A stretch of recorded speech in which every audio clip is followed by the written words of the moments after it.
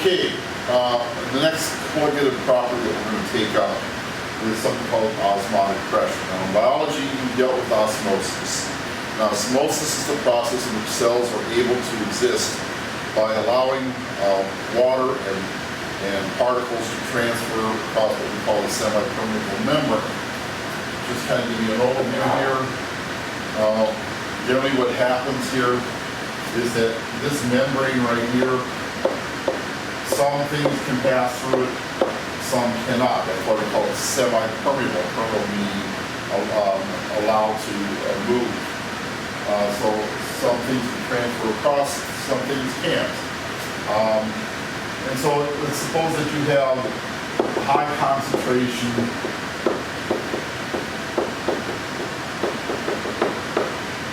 of particles here and a low concentration here.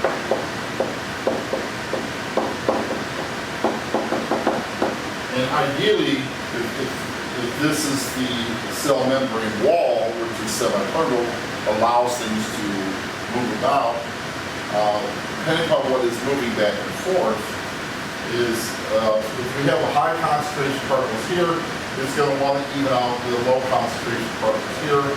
So it's going to force the particles to move in this direction here until we get an equal concentration.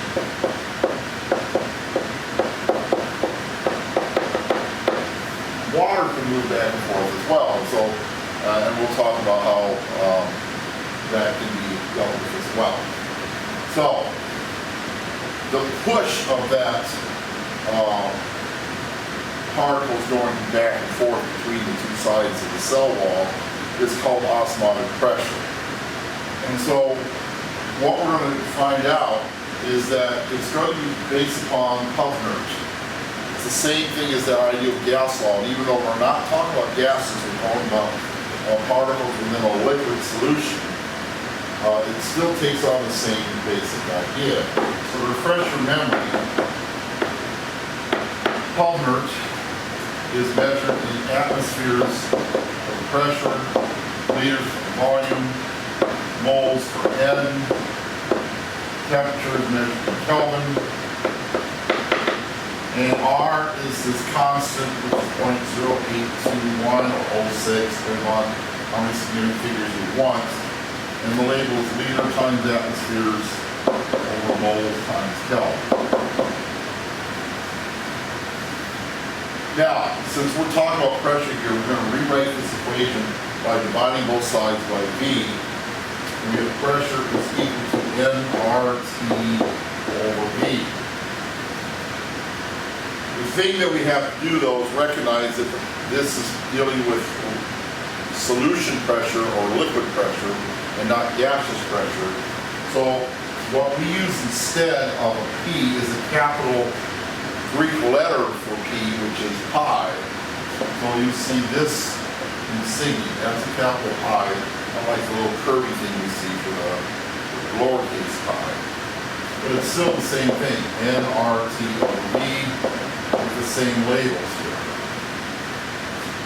So if we want to calculate the pressure causing a group of particles to go from one side of the membrane to another, this is the equation that we would use.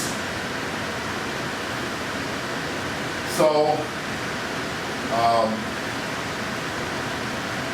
what we're going to do then is look at this example here. In terms of the osmotic pressure of a system with 45 grams of sodium chloride dissolved in 250 milliliter solution at 35 degrees Celsius. Now, 45 grams of sodium chloride is extremely high for the human body. We're just taking a general scenario here. If you have 45 grams of sodium chloride, you need to go to the hospital right away. You're going to have a stroke. But regardless, these are the conditions we're going to have here. So let's write that down. So we have 45 grams of solution, of salt, or NaCl. We've got 250 milliliters of solution, and we've got 35 degrees Celsius. And the question is asking me what is the value of the osmotic pressure. Well, because N is written in moles, we haven't changed this to moles, so we look at our periodic charts and we realize that sodium is 23.0, chlorine is 35.5, this is 58.5 grams per mole. 250 milliliters of solution, we know that the volume has to be expressed in meters, so we convert that to liters, 1 liter over 1,000 milliliters, 0.25 over liters. And to change Celsius and Kelvin, it's simply at 273, and this gives us 300 Kelvin. Now we're ready to go ahead and plug these numbers in, and then do the calculation work. Oh, we need to know 45 divided by 58.5. We got 0.769 moles. Okay, so now we're ready to rock and roll. We got number of moles 0.769. R is 0.0821. Meter atmospheres over mole Kelvin. And temperature, we say 308 K. And then underneath that is volume, which is 0.250 liters. So that's how we're going to set that up. So just go over our handy dandy calculator and come up with an answer that we have calculated to be 77.8 atmosphere. Pretty intensely high pressure, which is why you probably get if you actually have that in your system, but you don't.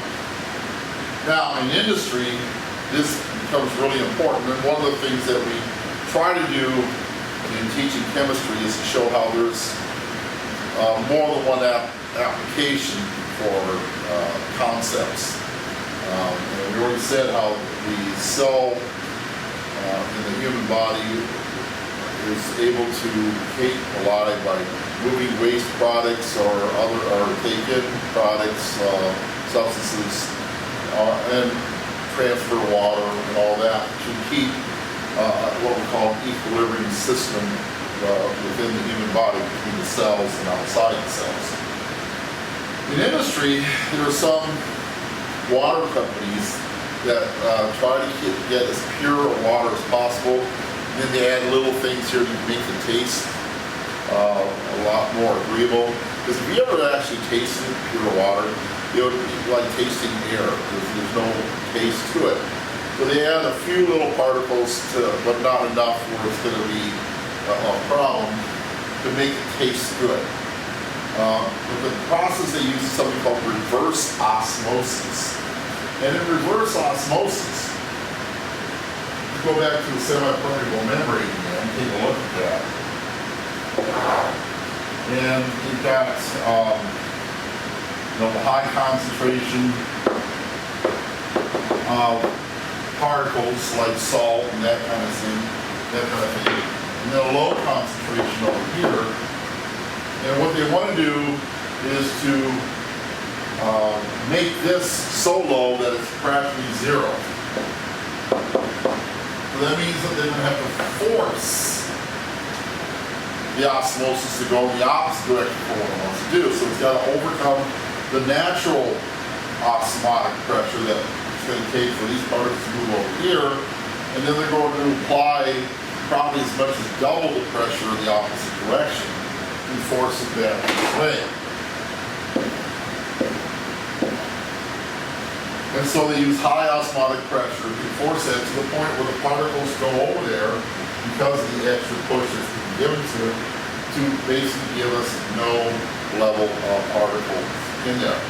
And they'll do this a number of times until they're satisfied. They'll get to a point where it's too high for this to be able to do anything, until they'll put it to another chamber and run it through again. You keep doing that until you get a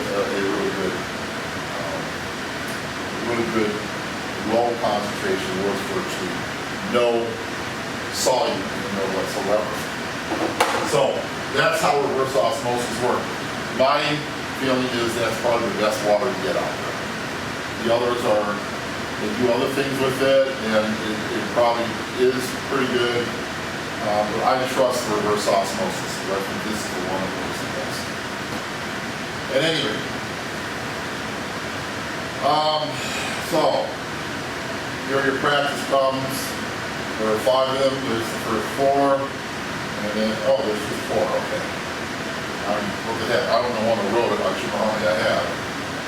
But we got these, and then a little bit more here. So those are your practice problems. And again, let me know if you have any issues with it. But they're all straight up pulmonary problems. Okay?